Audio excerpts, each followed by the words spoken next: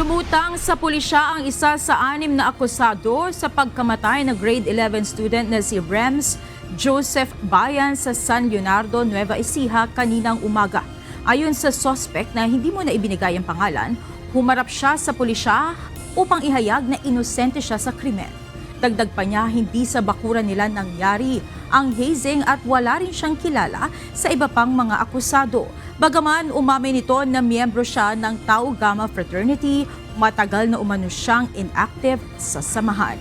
Ngayong araw ay isinampa na ng HN Municipal Police Office ang kasong murder laban sa mga akusado sa krimen.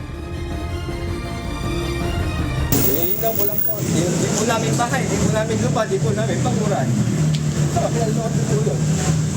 Malayo. Hindi po sa amin naganap ng ng hazing. Hindi ko sila nakita, wala ako sabi ng nangyari yan. Ano lang po ako sa bahay.